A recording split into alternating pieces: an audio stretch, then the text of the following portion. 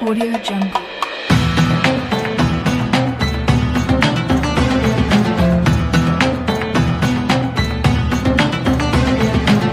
Audio Jungle.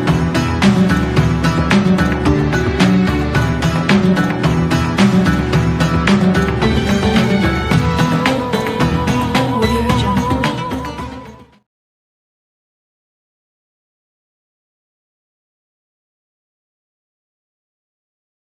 Bismillahirrahmanirrahim. Qala musannif rahimallahu ta'ala wa nafa'ana fi ulumi fid dharain illa annahu babul waqfi bab waqf. Al waqfu lugatan al habsu wa sar'an habsu muayyin mamlukin qabilin linafin yumkinu intifa'u bihi ma'al baqa'il aini biqad intasarrufi raqibatin ala misrafil mubahin mawjudatin babul waqf. Bab wakaf. Wakaf ini adalah menurut al-habsu, sesuatu yang ditahan. Wasara'an menurut syariat habsul muayyin mamlukin, menahan barang yang jelas yang dimiliki bisa dipindahkan. Yumkinu intifa'u bihi, memungkinkan mengambil kemanfaatan dari barang wakaf ma'al baqa'i aini, beserta tetapnya barang wakaf. Biqad intasarrufin fi riqabatin, dengan memutuskan jual beli di dalam pengawasan ala misbahil mubah, di dalam mempergunakan sesuatu yang mubah al mawjudatin, yang ada. Babul wakaf, bab wakaf. Wakaf ini termasuk amaliyah kebaikan. Dimanapun kita berada di dalam melakukan amal kebaikan, ada perbedaan yang namanya wakaf dengan sedekah. Kalau sedekah, apapun yang kita lakukan di dalam berbuat kebaikan, itu namanya sedekah. Sedekah itu bukan karena harta yang dimiliki. Gak semua sedekah itu diharuskan dengan uang. Ada sedekah dengan ilmu, ada sedekah dengan tenaga, ada bersedekah dengan karya, ada bersedekah dengan benda yang kita miliki dari sebagian harta. Itu yang namanya sedekah. Sedekah itu dibalas oleh Allah Subhanahu wa ta'ala. Satu kebaikan dibalas 10 kebaikan. Man jaa bil hasanati falahu asru amsalihha. Allah Ta'ala berfirman, barang siapa yang datang kepada Allah, dia melakukan satu kebaikan, Allah balas 10 kebaikan. Orang yang datang kepada Allah, dia melakukan perbuatan dosa, la yudza illa misluha. Allah tidak membalas dari perbuatan jahat, buatan dosa itu, kecuali sepertinya. Dan Allah tidak akan berbuat aniaya kepada hamba-Nya. Begitu juga dari sebagian rezeki yang kita keluarkan untuk kegiatan keagamaan di lingkungan, memberikan hidangan baik teh, kopi, susu, ataupun makanan-makanan ringan yang kita siapkan kepada jamaah, itu dianggap yang namanya sedekah. Dianggap sedekah. Afdalnya sedekah ini, pertama kepada guru. Sedekah paling utama kepada guru. Sebab guru ngaji yang kita perhatikan itu pahalanya berlipat-lipat ganda yang Allah berikan. Dengan kita berikan hadiah kepada mereka yang dijadikan sedekah, dia bisa semangat lagi di dalam mengajar anak-anak yang ada di lingkungan, di dalam pengajian, di dalam pengajian TPA. sebab mereka itu jarang yang diperhatikan, guru-guru kampung. Kita berikan mereka, berikan semangat di dalam berdakwah, di dalam mengajarkan anak-anak, di dalam mengajar Al-Quran. Yang kedua, kita berikan kepada orang tua termasuk mertua, itu afdal. Barulah kita bagikan para duafa dan sanak saudara tetangga.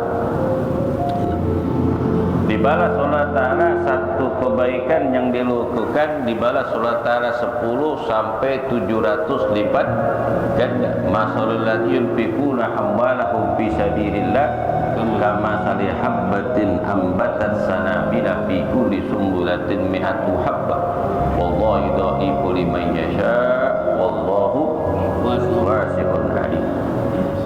Perumpamaan orang-orang yang menginfakkan sebagian hartanya di jalan Allah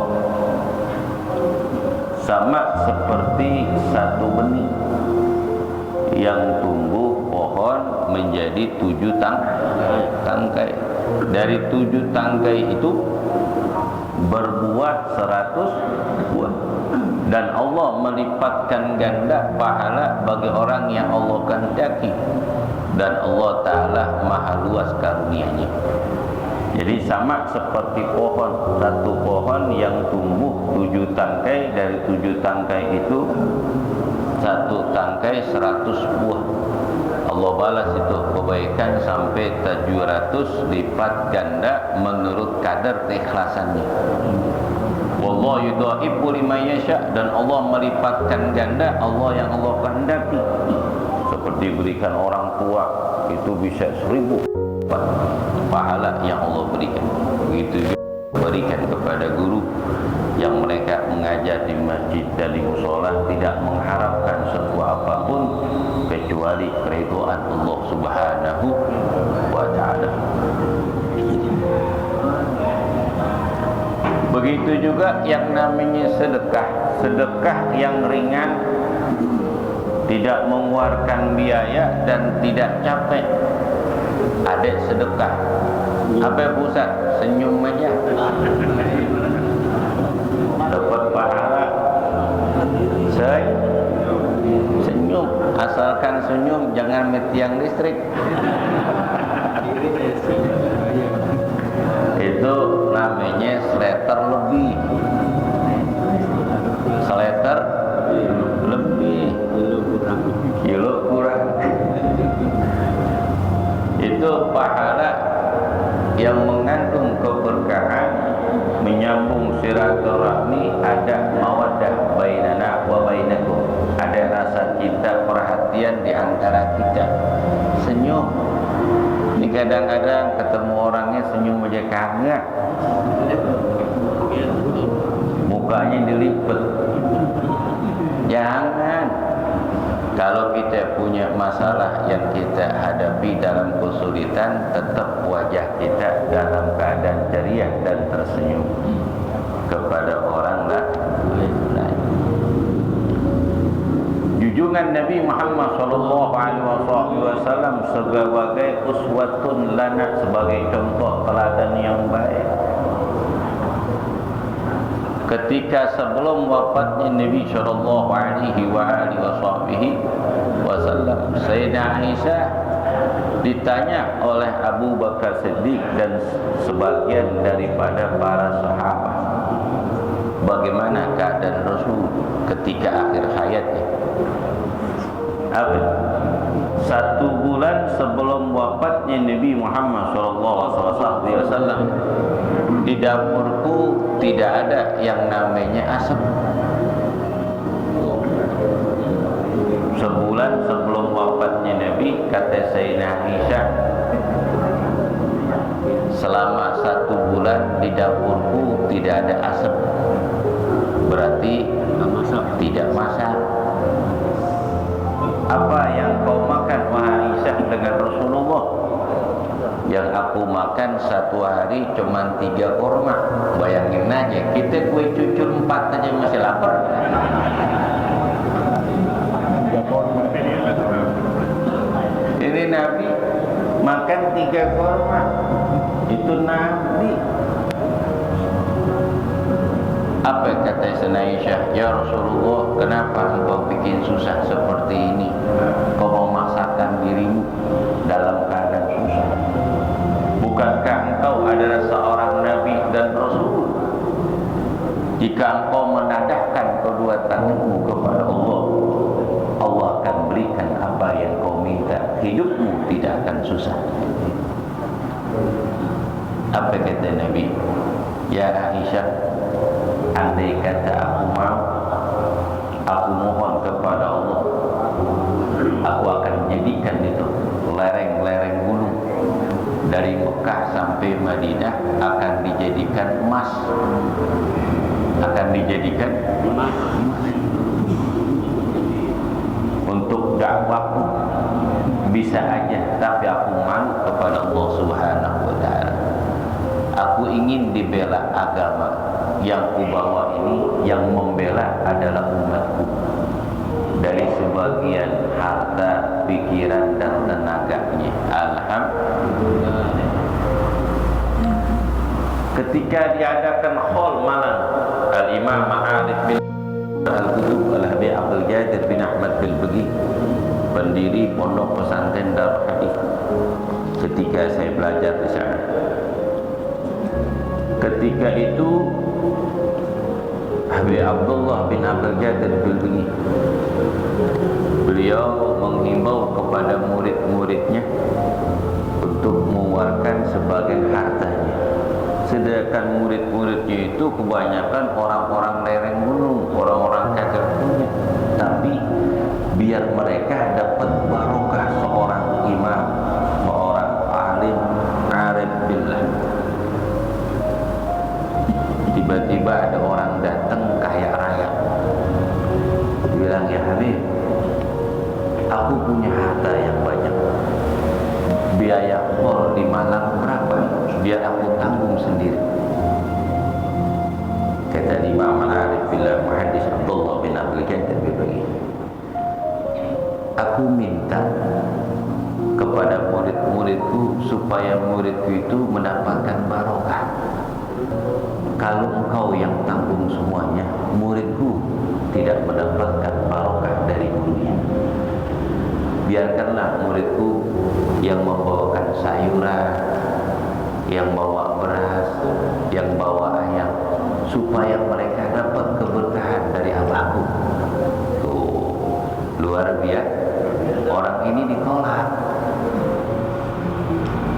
Makanya tanah wakaf Masjid Jami' Al-Khairiyah sedikit sendat.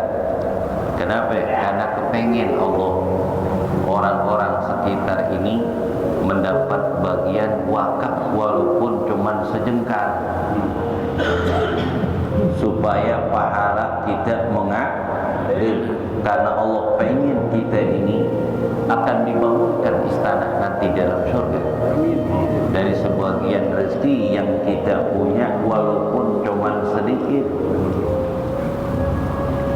Yang lewat banyak banget, macam-macam mobil yang lewat, banyak kanan kiri orang-orang yang kaya, tapi hurmatun minal khair, Allah cegah daripada perbuatan baik yang Allah janjikan kepada orang-orang yang beriman, berupa limpahan pahala yang Allah janjikan kepada mereka dan keridhaan dari Allah Subhanahu wa Ta'ala. Itu enggak semua orang bisa, apalagi yang namanya wakaf. Sekali kita melakukan kebaikan, itu wakaf selama-lamanya. Kalau dipakai itu wakaf, pahalanya terus mengalir walau ba'dal mauti, walaupun orang itu telah meninggal dunia. Itu wakaf. Allah Ta'ala berfirman dalam surat Al-Baqarah ayat 265, masalul ladzi yunfikuna amwalahum irtigha'a mardatillah wa tasbitan min anfusihim kama sari jannatin bi rabwatin asabaha wabilun fa'atat ukulaha difaini fa illam yusibha wabilun fatarun wallahu bima ta'maluna basir. Perumpamaan orang-orang yang menginfakkan sebagian hartanya mengharap keridhaan Allah, wa tasbitan min anfusihim, dan meneguhkan diri mereka, sama seperti kebun yang ada di lereng gunung dan disirami hujan yang begitu lebat, maka pohon itu akan berbuah menjadi 2 kali lipat. Kalau tidak, kata Allah, kalau tidak diturunkan hujan lebat, hujan gerimis saja, hujan gerimis. Wallahu bima ta'maluna basir, dan Allah Maha mengetahui, Allah Ta'ala Maha melihat apa yang kalian kerjakan. Jadi perumpamaan orang yang memberikan wakaf sama seperti kebun yang ada di lereng gunung. 1 kali tanam hasilnya berlipat-lipat ganda dan terus menerus.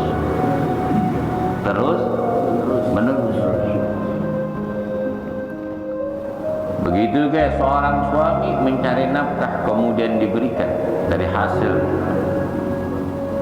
hasil apa yang diperdagangkan, apa yang dikerja, kemudian termasuk sedekah. Idza anfaqa rajulun ala ahlihi yahtasibu. Alhamdulillah, emang kita lagi ngantuk ini. Kasih kopi. Ini namanya pengurusnya pengertian. Pengertian. Bayangin aja situ airnya berwarna kita putih doang. Bener. Kalau kasih kopi kan namanya adil nih, ya kan? Namanya adil. Paham pengurusnya. Ya. Itu yang namanya sedekah. Sekali kita berbuat baik selesai, tapi pahalanya berlipat ganda. Tapi kalau wakaf itu terus menerus pahala yang Allah berikan berlipat-lipat ganda. Bukan saja ribuan pahala, bahkan jutaan, bahkan miliaran pahala yang Allah berikan bagi orang yang memberikan wakaf. Makanya sahabat Nabi yang kaya-kaya dari golongan Ansor, mereka mewakafkan sebagian hartanya di jalan Allah. Termasuk Abu Musa Ash'ari mewakafkan sebidang tanah Masjidil Quba. Kemudian sahabat Nabi yang bernama Sahal dan Suhail, anak yang kembar, ketika kedua orang tuanya meninggal dunia di dalam peperangan Badar, dia punya peninggalan sebidang tanah diwakafkan untuk dijadikan masjid di samping rumah Nabi, namanya Masjid Raudhah. Kemudian dibebasin lagi tuh tanah yang luas Birroha, kepunyaan Abu Tolha Al-Ansori, karena tidak mencukupi sebidang tanah yang diberikan oleh Sahal dan Suhail, karena saking banyaknya ribuan kaum muslimin yang melaksanakan ibadah sholat, sehingga Allah turunkan surah Al-Imran ayat 92. Apa? Lan tanaru birra hatta tunfiqu mimma tuhibbun wallahu ma ta'maluna basir. Wallahu wa ma taf'alu min syai'in fa innallaha bihi alim. Kalian tidak akan mendapatkan kebaikan yang begitu banyak sehingga kalian menapakkan dari harta yang kamu cintai. Apa yang kamu kerjakan dari kebaikan, sungguhnya Allah Ta'ala Maha mengetahui. Itu yang namanya wakaf. Banyak para sahabat mewakafkan terus pahalanya sampai sekarang, termasuk Bir Ali yang dibeli oleh Ali bin Abi Thalib radhiyallahu ta'ala, termasuk Masjid Al-Khairiyah, baik itu wakaf tanah ataupun wakaf bangunan. Masjid Al-Wiqayah, masjid mana lagi? Masjid Al-Ihsan, Masjid Al-Barkat, banyak dah masjid-masjid yang di lingkungan kita dari orang-orang kaya, orang Jagakarsa mewakafkan sebagian tanah. Ada juga orang-orang kaya hartanya lebih banyak tapi nggak ada tuh peninggalannya, habis semuanya, angus semuanya. Makanya kalau kita punya sisipin, nggak bisa wakafin sebidang tanah Ustaz, karena tanah Jagakarsa nggak seperti zaman dulu. Tanah begitu mahal, udah jutaan. Tapi ada pembangunan masjid dan musola, kita wakafkan tuh dalam pembangunannya, itu pahalanya besar. Pembangunan Masjid Mutmainah, At-Taqwa, Al-Barakah, termasuk Al-Iman tuh ditimbul, termasuk Al-Bahjah. Al-Bahjah tuh cepat banget itu, sebulan kita lelang lunas 800 juta, malah duitnya lebih, bakal bangun lagi tuh. Nanti insya Allah kita akan bangun Musola Al-Jannah tuh di RW 3 RT 1, tuh musola yang paling antik dari asbes. Dua asbes bentangan yang namanya kayu di mana aja ada. Aneh pendek banget.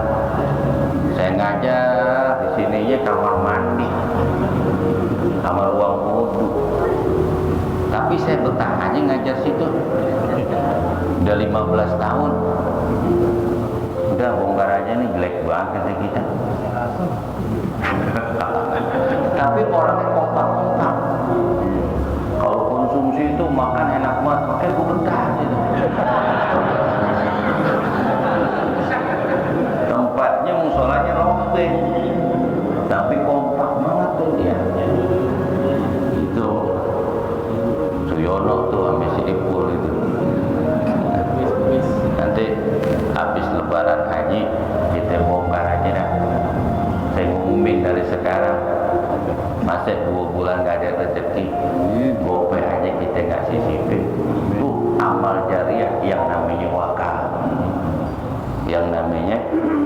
Sebab saya ini seneng banget kalau lihat masjid musola yang rombeng-rombeng, yang jelek-jelek, gue demen banget hancurin aja.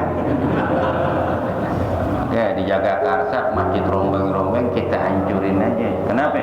Karena kita ngaji, belajar agama, kalau kita nggak amalin rugi. Rugi. Saya sih cuma ngajak doang, kagak mau ngikut, gue tinggal. Duit itu punya, kita ikut bareng-bareng cari ridho Allah. Kagak mau, saya tinggal. Nggak ketemu misalnya sana.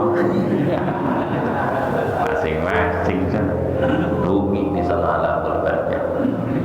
Wakaf lughatan al-habsu, menahan. Jadi barang yang tadi wakafkan tidak siapapun, walaupun itu punya dia, orangnya masih ada, nggak boleh dimiliki.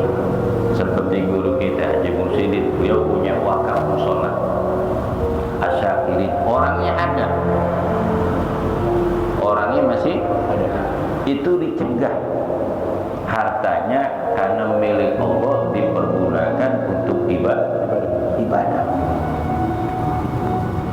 Wasat al-habsun mu'ayyinin, menurut syariat adalah menahan barang yang jelas, barang yang dimiliki oleh seseorang yang bisa menerima secara pemindahan, yang memungkinkan memberikan kemanfaatan, dan kemanfaatan barang yang dimanfaatkan itu barangnya masih tetap, itu yang namanya wakaf.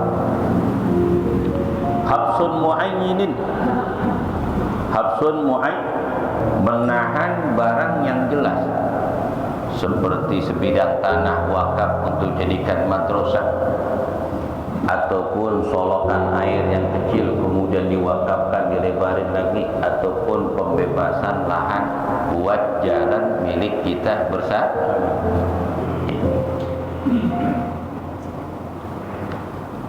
Udah milik bersama berarti nggak boleh diakui lagi, walaupun jiriknya masih ada nama engkongnya, tapi jalanan itu milik bersama, jangan digugat warga.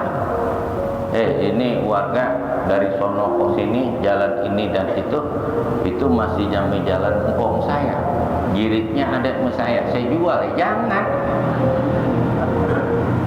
Belum dipecah waris di pusat, ada yang datang sama saya musyawarah masalah tanah wakaf jalan, bukan wakaf.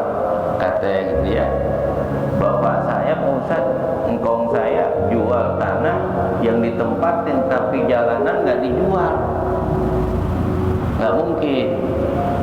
Itu jalanan itu fasilitas untuk orang yang beli, supaya tanah itu laku, makanya dikasih jalan. Jalan itu milik bersama, bukan wakaf orang tua atau hadiah orang tua, bukan milik bersama.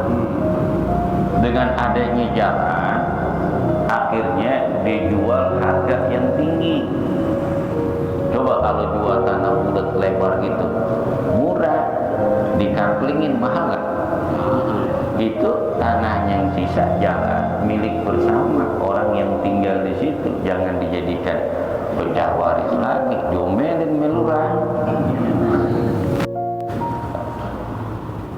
Makhlukin yang wakaf itu bukan tanah saja, termasuk Al-Quran untuk dibaca, mau kena taruh di masjid, itu yang namanya wakaf. Wakaf subsidi, wakaf keran rusak, jangan manggil ketua tuh keran rusak. Apa nih? Ngocor aja, siapapun yang lihat langsung ke material, beliin. Beli itu kesadaran. Ini mah ditulis, laporin. Jangan sampai yang lihat kebaikan, jangan sampai nyuruh takutnya masuk surga kagak jadi. Ragu, mau masuk surga ragu. Kenapa? Ada tuh yang namanya kebaikan ditahu tapi nggak mau ngerjain. Tuh kebanyakan kita begitu, keran rusak dikit laporan ketuanya. Kita punya dikit, rezeki dikit. Ini masjid musola di lingkungan kita. Kita sujud rukuk di sini. Beli aja, kelar. Beres gak? Gitu. Jangan laporan. Mobilin tinaklin, barang wakaf itu bisa dipindahkan, dari milik dia dipindahkan kepada orang yang menerima wakaf maupun alih. Diberikan kemanfaatan, barang yang diwakafkan memberikan kemanfaatan itu barangnya utuh, utuh.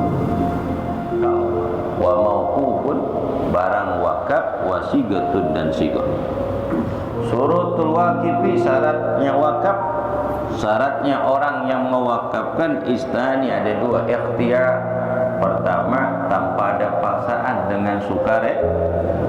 Tidak sah mewakafkan sesuatu dengan cara dipaksa. Dipaksa. Walasi waqfu minal makruh bi ghairi haq. Tidak boleh memaksa seorang untuk mewakafkan tanpa ada alasan benar. Itu enggak sah. Lu wakafin ini tanah ya, ini kurang nih jalanan, aku bacok lu. Enggak sah. Kagak sukarela. Kalau seorang punya utang, orang yang memberikan utang mengatakan, Pak RT dahlan, apa? Si Fulan punya utang sama saya ratusan juta, dia kagak bayar. Tapi nanti duitnya masukin ke Masjid Al-Khairiyah dijadikan wakaf bangunan ataupun tanah, itu boleh dipaksa orang yang punya utang supaya bayar. Kenapa? Karena bukan hak dia, hak orang lain dipakai abdi itu boleh. Karena yang berutang itu bukan milik dia, milik orang lain, dipaksa itu bayar uangnya untuk wakaf boleh. Termasuk orang tua kita Insinyur Burhanuddin hektaran itu yang namanya pesantren Al-Bahri, itu luar biasa amal jariah terus mengalir ribuan tahun sampai dunia meledak, sampai dunia meledak ini wakaf, sampai dunia hancur, itu milik orang, luar biasa. Wa ali tabarruk fil haya, orang wakafkan ini sah transaksi jual belinya, orangnya sehat jasmani dan rohani. Makanya ketika wakaf ditulis, ditulis saya yang bernama Fulan bin Fulan mewakafkan sebidang tanah. Saya Fulan bin Fulan memberikan wakaf dengan sukarela tanpa ada paksaan siapapun sebidang tanah untuk jadikan musola atau masjid ataupun madrasah pesantren, karena Allah tanda tangan saksi dan sebangsanya. Kasih itu suratnya kepada orang wajib pengawas wakaf. Barang yang diwakafkan nggak boleh dimiliki, baik dia masih hidup ataupun sesudah mati dari keturunannya. Ini masjid wakaf punya engkong saya, berarti punya saya? Enggak. Walaupun itu bangunan dari orang tuanya, warga tidak boleh ngasih sedikit pun, masih nggak boleh ngakuin itu pahala kebaikan orang tua kita. Kita kewajiban cuma ngawasin, jaga dan berkorban sebagian harta kita dalam kegiatan. Apalagi berupa tanah yang bangun masyarakat, yang bangun masyarakat. Malu kalau masih diakui, karena kita sebagai anak cucu nggak yang dilakukan yang terbaik dari orang tua mereka, cuman kewajiban kita ngajak makmurin, kemudian sebagian kecil harta kita mau kemampuan kita salurkan untuk di dalam kegiatan wakaf yang diberikan oleh leluhur kita. Nggak boleh dia hak Allah, milik Allah. Orangnya masih ada. Kalau orangnya masih ada kemudian diwasiatkan, itu belum jadi wakaf. Itu wasiat jalan nanti setelah orang ini meninggal dunia. Surutu mauquf alaih, syarat orang yang menerima wakaf. Syarat orang yang menerima wakaf ada dua. Ala yakuna maksiatan, tidak boleh barang wakaf yang dikasih kepada seorang kemudian dijadikan ladang maksiat, tidak boleh. Ini sebidang tanah dikasih, suruh bikin masjid, musola ataupun pesantren, dibangun gereja, nggak boleh. Tidak boleh dijadikan. Wa in kanu tamalluki, dan memungkinkan memiliki itu barang. Kalau udah dikasih wakaf, si Z memberikan wakaf kepada Muhammad menerima, ini wajib dia miliki dan diserahkan, diumumkan kepada warga. Panggil lurah, camat, RW, LMK, RT, tokoh masyarakat, umumkan bahwa ini barang wakaf milik kita bersama untuk dipergunakan secara umum di dalam berbuat kebaikan.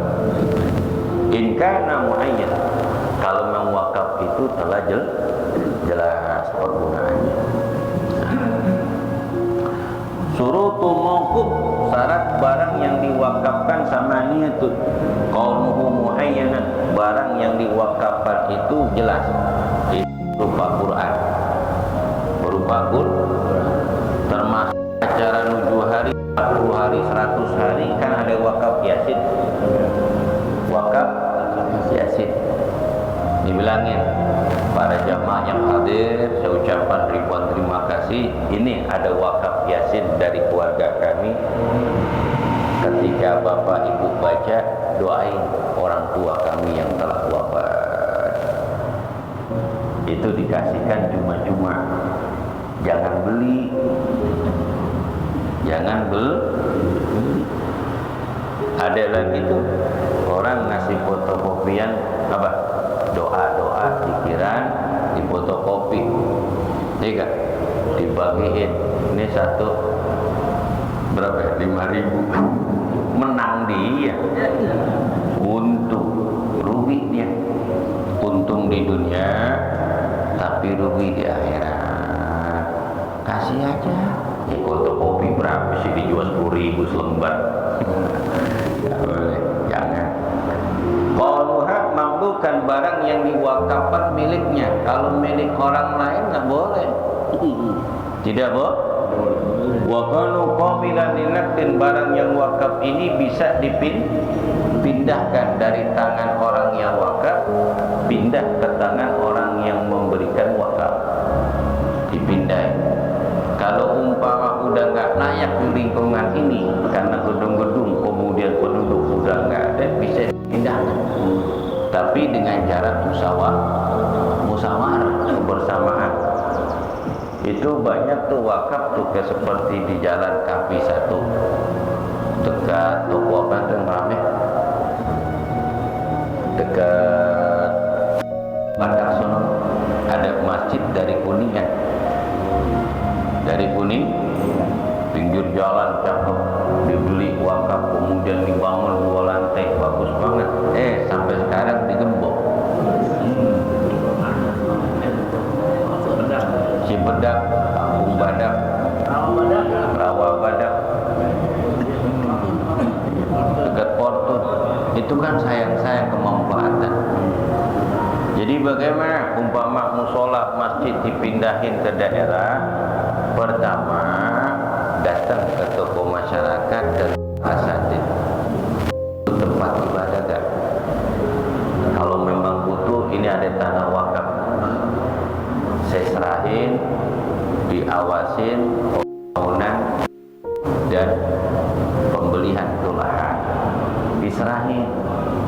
Kalau bangun-bangun aja akhirnya nggak digunain, mubazir. Termasuk tanah tuh dekat situ, jalan ke Bembem tuh nyebrang dikit, itu kan luas batu tanah 2000 meter, dijadikan masjid. Sampai sekarang kagak, saya ngeliat gerobak dulu di situ. Sayang-sayang. Umpama ada masjid, mau dipogat tapi lahannya sedikit, gabungin aja di situ. Ini jadi wakaf ya? Iya, ya udah, ini ada barang wakaf, saya pindahin sini, bebasin lagi itu lahan. Ini sebagiannya untuk bangunan, cakep. Ya, ini kadang-kadang bertentangan, ada persyaratannya. Ini musola supaya dijadikan musola, dibangun, dijadikan masjid, nama udah ada, umpama nama apa, An-Najwa ataupun Al-Ma'mur, diganti disamar-samarin nama dia. Itu jangan, ikutin aja yang udah ada, ikutin yang sudah ada. Itu namanya pindahin, tapi kan bikin tulisan. Harus secara musyawarah dengan kebersamaan. Kadang-kadang beda nama aja dirubah tuh nama musolanya dengan nama yang baru, orang nggak demen deh. Ya. Keadaan barang yang wakaf memberikan manfaatan tidak hilang barang wakaf. Kalau wakafin yang namanya lilin nggak sah, karena lilin dibakar makanan minuman diwakafin nggak sah, karena habis. Barang wakaf itu nggak bisa habis. Tuh. Waqaduha mubahan, keadaan barang wakaf mubah. Kalau wakafin itu seruling ataupun gitar haram, apalagi gendang, karena digunakan untuk alat alat yang digunakan itu menyebabkan orang itu lalai akan Allah, pasti digunakan untuk masih siap. itu nggak boleh. Suratul Wakaf datang si Zaid kepada Mahmud. Zaid mengatakan, ya Mahmud, aku punya tanah 1.500 meter dijadikan madrasah. Kata Mahmud, kalau madrasah nggak ada masjidnya, kurang lengkap. Saya tambahin lagi 1.000 meter untuk masjid. Cakep Pak? Gila, bukan mainan. Orang begini masuk surga rendengan. Rendengannya itu masuk surga. Dingajak lagi orang tuh sampai-sampai ke kereta naungan di Masjid Jami' Al